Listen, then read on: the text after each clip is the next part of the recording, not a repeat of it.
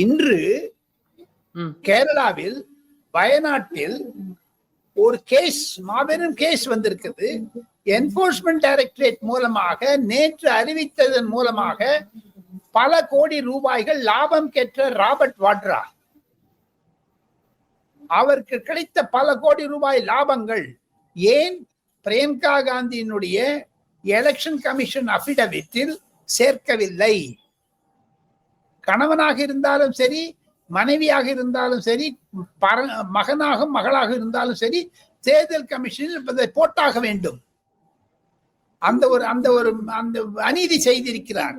அது பற்றி கேரள உச்ச நீதிமன்றத்தில் வழக்குகள் நேற்று முன்தினம் தாக்கல் செய்யப்பட்டு விட்டது. அதையும் தவிர அலகாபாத் ஹைகோர்ட், டெல்லி ஹைகோர்ட் இரண்டுமே ராகுல் காந்தியினுடைய பிரிட்டிஷ் சிட்டிசன்ஷிப்பை பற்றி பேசிட்டு இருக்காங்க. மத்திய அரசு ஏன் அதை பற்றி வாய் மூடிக்கொண்டிருக்கிறது? அதுல சாப்பிட்டா போறாங்களா? அப்படி மத்திய அரசு சாப்பிட்டா போகும்போது ராகுல் காந்தி ஏன் அக்ரெசிவா போறாரு? காரணம், அமெரிக்காவில் இருக்கக்கூடிய டீப் ஸ்டேட்